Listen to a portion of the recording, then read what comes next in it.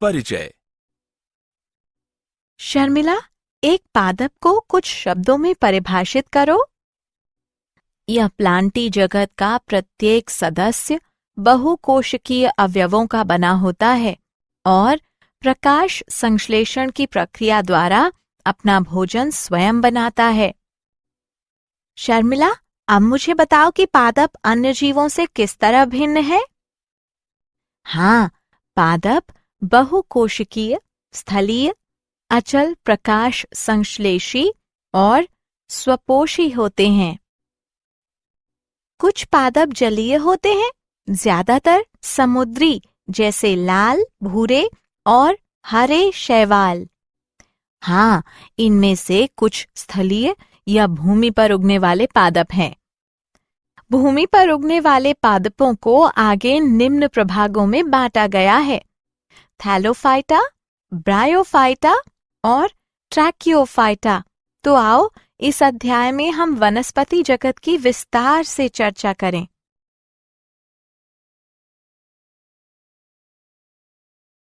उद्देश्य।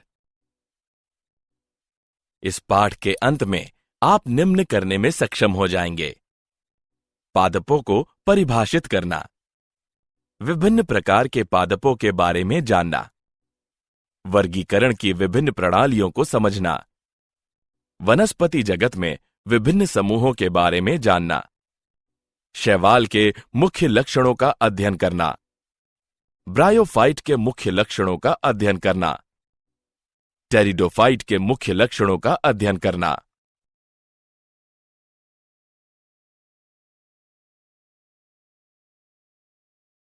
वर्गीकरण की कृत्रिम पद्धति। 1969 में विटेकर ने जीवित जीवों को 5 जगत में विभाजित किया। उदाहरण: मोनेरा, प्रोटिस्टा, फंजाई यानी कवक, एनिमेलिया और प्लांटी। प्लांटी जगत को मुख्य रूप से वनस्पति जगत के रूप में जाना जाता है। इस जगत में वे जीव आते हैं जो बहुकोशिकीय होते हैं, जिनमें कोशिका भित्ति और क्लोरोफिल होता है, अपना भोजन स्वयं बनाते हैं और एक जगह से दूसरी जगह तक शारीरिक रूप से गति नहीं करते हैं। फंजाई तथा मोनेरा एवं प्रोटिस्टा जगत के कोशिका भित्ति वाले सदस्यों को अब प्लांटी जगत में शामिल नहीं किया गया है। प्लांटी जगत में शैवाल, ब्रायोफाइट, टेरिडोफाइट, जिम्नोस्पर्म और एंजियोस्पर्म शामिल हैं।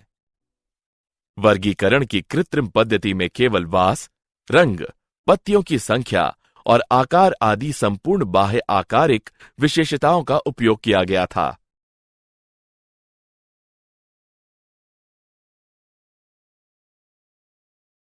वर्गीकरण की प्राकृतिक पद्धति। वर्गीकरण की प्राकृतिक पद्धति जीवों के बीच प्राकृतिक संबंधों पर आधारित था तथा बाह्य गुणों के साथ साथ आंतरिक गुणों जैसे परारचना, शरीर, भ्रूण विज्ञान और पादप रसायन के रूप में समझा जाता है। पुष्पी पौधों के लिए वर्गीकरण की प्राकृतिक पद्धति को जॉर्ज बेंथम और जोसेफ डाल्टन हुकर ने सुझाया था।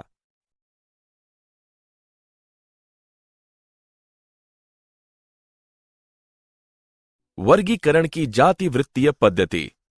वर्गीकरण की जातिवृत्तीय पद्धति, जो विभिन्न जीवों के बीच विकासीय संबंधों पर आधारित है, स्वीकार्य है। इस पद्धति के अनुसार जीव समान टैक्सा के सदस्य हैं, जिनके पूर्वज एक ही थे।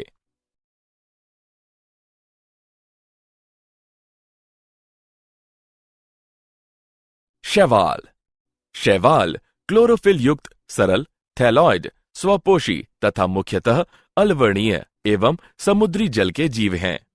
वे विभिन्न वास स्थलों जैसे नमयुक्त पत्थरों, मिट्टी और लकड़ी में पाए जाते हैं। कुछ शैवाल कवक यानी लाइकन और जंतुओं के संगठन में भी पाए जाते हैं। शैवालों के माप और आकार में बहुत भिन्नता होती है। कुछ समुद्री शैवाल जैसे कि केल्प लगभग 60 से 100 मीटर तक बहुत विशालकाय होते हैं। शैवालों का आकार सूक्ष्मदर्शी एक कोशिक जैसे क्लेमाइडोमोनास से लेकर कॉलोनीय जैसे वॉलवॉक्स तथा तंतुमयी यूलोथ्रिक्स एवं स्पाइनोगायरा तक हो सकता है। शैवाल में जनन कायिक, अलैंगिक और लैंगिक विधियों द्वारा होता है। कायिक जनन विखंडन विधि द्वारा होता है। प्रत्येक खंड से थैलस बन जाता है। अलैंगिक जनन विभिन्न प्रकार के बीजाणुओं द्वारा होता है। सामान्यतः ये बीजाणु जूस्पोर होते हैं। जूस्पोर कशाभिक यानी गतिशील होते हैं और अंकुरण के बाद इनसे नए पौधे बन जाते हैं।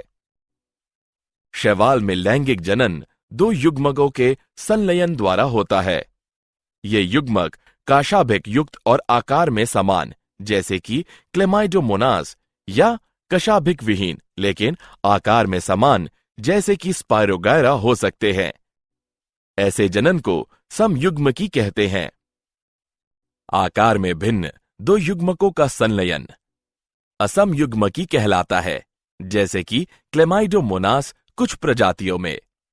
एक बड़े अचल यानी स्थैनिक मादा युग्मक और एक छोटे चलयमान नर युग्मक के बीच संलयन विषम युग्मकी लैंगिक जनन कहलाता है। उदाहरण वॉलवॉक्स, फ्यूकस। शैवाल मनुष्यों के लिए कई तरह से बहुत उपयोगी हैं। पृथ्वी पर कुल कार्बन डाइऑक्साइड स्थिरीकरण का लगभग आधा भाग शैवाल प्रकाश संश्लेषण के माध्यम से करते हैं। प्रकाश संश्लेषी जीव होने के कारण शैवाल अपने आसपास के पर्यावरण में घुलित ऑक्सीजन का स्तर बढ़ा देते हैं। शैवाल ऊर्जा युक्त यौगिकों के प्राथमिक उत्पादक होने के कारण बहुत महत्वपूर्ण है, क्योंकि ये सभी जलीय जंतुओं के खाद्य चक्रों का आधार हैं। पोरफायरा, लेमिनेरिया तथा सरगासम की बहुत सी प्रजातियां, जो समुद्र की 70 प्रजातियों में से हैं, भोजन के रूप में उपयोग की जाती हैं। कुछ समुद्री भूरे तथा लाल शैवाल बहुत अधिक मात्रा में हाइड्रोकोलाइड जल धारण करने वाले पदार्थ उत्पन्न करते हैं, जैसे एल्गिन भूरे शैवाल और केरागिन लाल शैवाल का व्यावसायिक उपयोग होता है। जिलेडियम तथा ग्रेसिलेरिया से एगार प्राप्त होता है, जिसका उपयोग सूक्ष्म जीवों के संवर्धन में तथा आइसक्रीम और जेली बनाने में किया जाता है। क्लोरेला और स्प्रूलाइना एक कोशिक शैवाल है। इनमें प्रोटीन प्रचुर मात्रा में होती है और यहां तक कि इसका उपयोग अंतरिक्ष यात्री भी भोजन के रूप में करते हैं।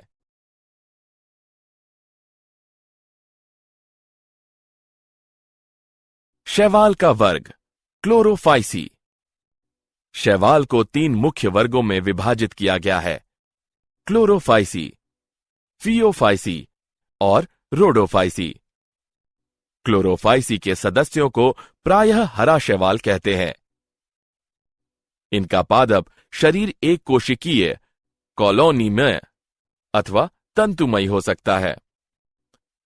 वर्णक क्लोरोफिल पर्णहरिम ए तथा बी के प्रभावी होने के कारण इनका रंग हरी घास की तरह होता है। ये वर्णक सुस्पष्ट क्लोरोप्लास्ट में सीमित होते हैं। विभिन्न प्रजातियों में क्लोरोप्लास्ट डिस्क प्लेट की तरह जालिकाकार, कप के आकार, सप्रिल या रिबन के आकार के हो सकते हैं।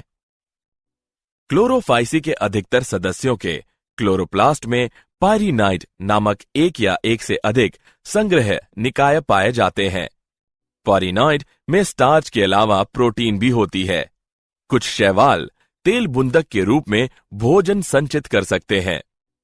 हरे शैवाल में प्रायः एक कठोर कोशिका भित्ति होती है, जिसकी भीतरी सतह सेल्यूलोज और बाहरी सतह पेक्टोज की बनी होती है। कुछ सामान्य रूप से पाए जाने वाले हरे शैवाल हैं क्लेमाइडोमोनास, वॉलवॉक्स, यूलोथ्रिक्स, स्पायरोगायरा और कारा।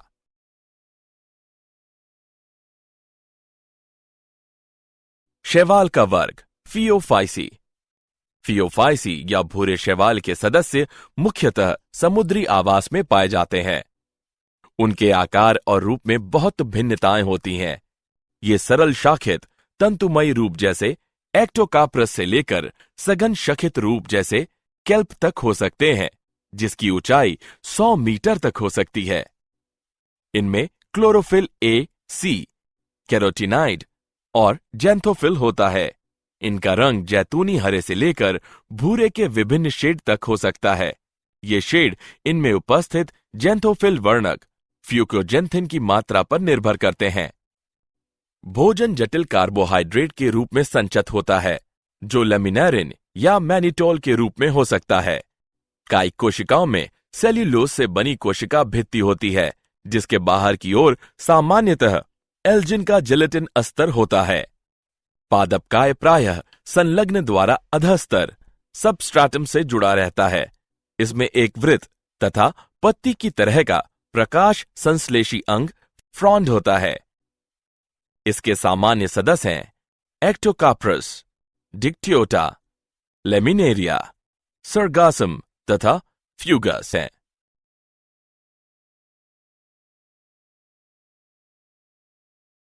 शैवाल का वर्ग रोडोफाइसी।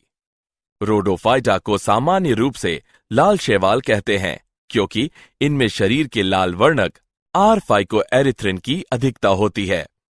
अधिकांश लाल शैवाल समुद्र में पाए जाते हैं और इनकी बहुलता समुद्र के गर्म क्षेत्रों में अधिक होती है।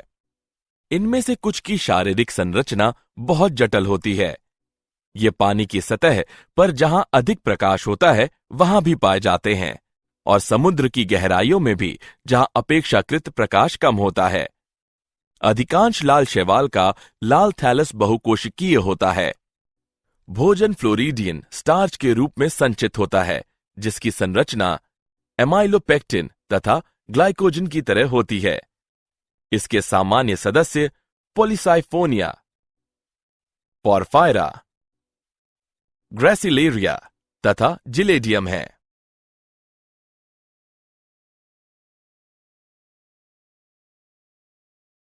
ब्रायोफाइट। ब्रायोफाइट वनस्पति जगत के जल स्थल चर्बी कहलाते हैं, क्योंकि ये पौधे भूमि पर भी जीवित रह सकते हैं, लेकिन लैंगिक जनन के लिए जल पर निर्भर करते हैं। ब्रायोफाइट में विभिन्न मांस और लिवरवर्ट आते हैं, जो प्रायः पहाड़ियों के नम छायादार क्षेत्रों में पाए जाते हैं। ब्रायोफाइट प्रायः नम, सीलन यानी आर्द्र तथा छायादार स्थानों में पाए जाते हैं। ब्रायोफाइट नग्न चट्टानों, मृदा पर पादप अनुक्रमण में महत्वपूर्ण भूमिका निभाते हैं। ब्रायोफाइट का पादपकाय थैलस की तरह और शयान अथवा सीधा होता है तथा एक कोशिक अथवा बहुकोशिक मूलाभ द्वारा सबस्ट्राटम से जुड़ा रहता है। ब्रायोफाइट में वास्तविक मूल, तना अथवा पत्तियां नहीं होती हैं। इनमें मूलसम, पत्तिसम तथा तनासम संरचनाएं होती हैं। ब्रायोफाइट की मुख्य पादपकाएं अगुणित होती हैं। ये युग्मक उत्पन्न करते हैं, इसलिए युग्मोदिभत कहलाते हैं। ब्रायोफाइट में लैंगिक अंग बहुकोशिकीय होते हैं। नर लैंगिक अंग पुंधानी कहलाते हैं। ये द्विकशाभिक पुमंग उत्पन्न करते हैं। मादा लैंगिक अंग को स्त्रीधीनी कहते हैं। यह फ्लास्क के आकार का होता है, जिसमें एक अंड होता है।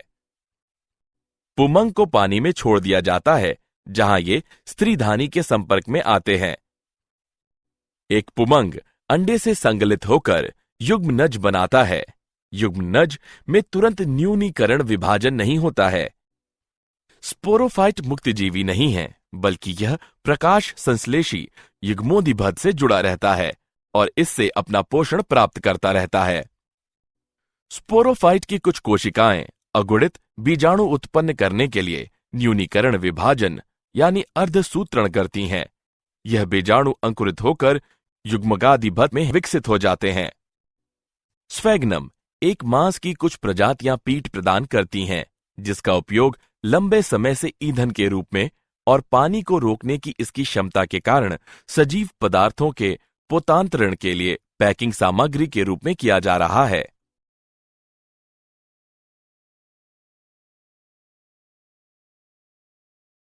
लीवरवर्ट।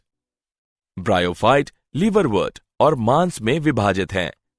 लीवरवर्ट प्रायः नमी, छायादार स्थानों जैसे नदियों के किनारे, दलदले स्थानों, गीली मिट्टी, पेड़ों की छालों और लकड़ियों के भीतर उगते हैं। ये भूमि पर हरी कोशिकाओं की चिकनी परत बनाते हैं।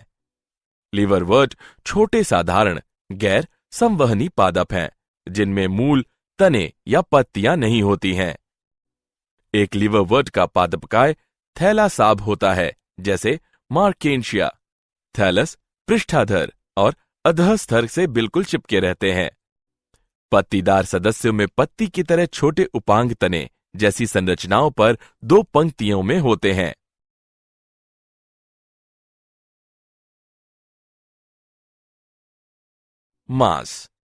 मांस छोटे साधारण गैर संवहनी पादप हैं, जिनमें तना और पत्तियां दोनों होते हैं, लेकिन जड़ें नहीं होती हैं। मांस गैर संवहनी माने जाते हैं और लिवरवर्ट के साथ वर्गीकृत हैं, क्योंकि इनके संवहन ऊतक बहुत साधारण होते हैं। दोनों का जीवन चक्र एक समान होता है। लाइकेन समेत मांस सर्वप्रथम ऐसे जीव हैं जो चट्टानों पर उगते हैं और इसलिए इनका पारिस्थितिक दृष्टि से बहुत महत्व है। इन्होंने उच्च पादपों की वृद्धि हेतु उचित अधस्तर बनाने के लिए चट्टानों को अपघटित किया।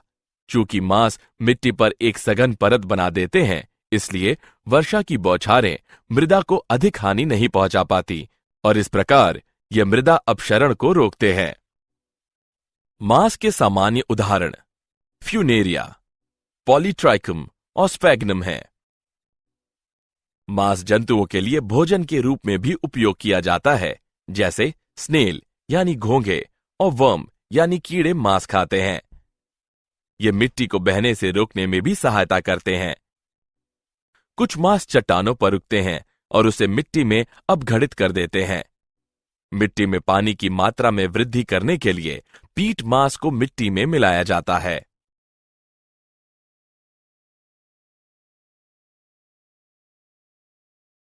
टेरिडोफाइट में हॉर्सटेल और फर्न आते हैं। टेरिडोफाइट का उपयोग औषधीय प्रयोजनों के लिए और मृदा योजक के रूप में किया जाता है। ये प्रायः सजावटी पौधे के रूप में उगाए जाते हैं।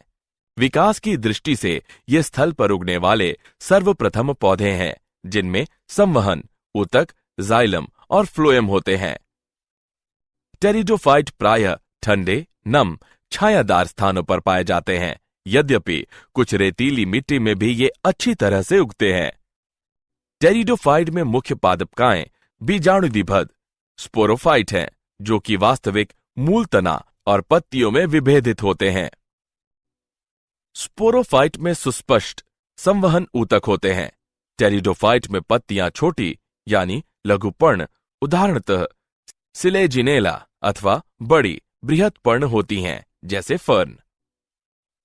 स्पोरोफाइट में बीजाणुधानी होते हैं, जो बीजाणुपर्ण कहलाने वाली पत्ती जैसे उपांगों पर लगी रहती हैं। कुछ स्थितियों में बीजाणुपर्ण स्ट्रॉबेरी या शंकु सिलेजिनेला इक्विसीटम कहलाने वाली सुस्पष्ट सघन संरचना बना सकते हैं। बीजाणु गैर संवहनी पादपों की जनन कोशिकाएं हैं। फर्न के पौधे की पत्तियों के पृष्ठभाग पर छोटे काले बिंदुओं की पंक्ति होती है। यह छोटे बिंदु हानिकारक नहीं होते हैं। इनमें बीजाणु कहलाने वाली असंख्य छोटी जनन कोशिकाएं होती हैं। बीजाणुधानी में बीजाणु मात्र कोशिकाओं में अर्धसूत्री विभाजन होने के कारण बीजाणु उत्पन्न होते हैं। बीजाणु अंकुरित होने पर एक अस्पष्ट, छोटे लेकिन बहुकोशिकीय, मुक्तजीवी, अधिकांशतः प्रकाश संश्लेषी थैलाम युग्मकोदिभद बनाते हैं, जिसे प्रोथैलस कहते हैं। वृद्धि करने के लिए इन युग्मकोदिभद को ठंडे, नम, छायादार स्थानों की जरूरत होती है। युग्मकोदिभद के नर तथा मादा लैंगिक अंग होते हैं, जिन्हें क्रमशः पुंधानी तथा स्त्रीधानी कहते हैं। पुंधानी से पुमणु नर युग्मकों के निकलने के बाद उन्हें स्त्रीधानी के मुंह तक पहुंचाने के लिए पानी की आवश्यकता होती है। स्त्रीधानी में स्थित अंड के साथ नर युग्मक संलयन करके युग्मनज बनाता है। उसके बाद युग्मनज एक बहुकोशिकीय सुस्पष्ट स्पोरोफाइट बन जाता है, जो टेरिडोफाइट की प्रभावी अवस्था है। अधिकांश टेरिडोफाइट में जहां बीजाणु एक ही प्रकार के होते हैं, उन पौधों को समबीजाणु कहते हैं। सिलेजिनेला और साल्विनिया जैसे वंश जिसमें 2 प्रकार के बृहद तथा लघु बीजाणु उत्पन्न होते हैं, जो विषम बीजाणु कहलाते हैं। टेरिडोफाइट को आगे 4 वर्गों में वर्गीकृत किया गया है। Psilopsida, Psilotum, Lycopsida, Selaginella Lycopodium, Sphenopsida, Equisetum, Pteropsida, Dryopteris, Pteris, एडिएंटम।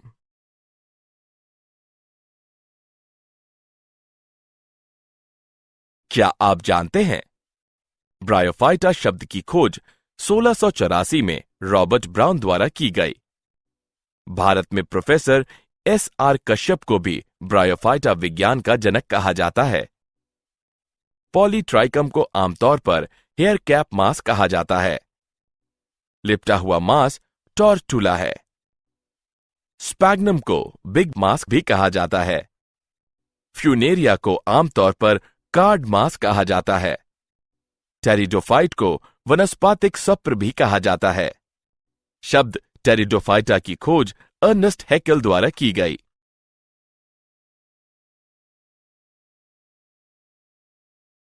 सारांश। आइए हमने जो कुछ सीखा है उसे संक्षेप में दोहराएं।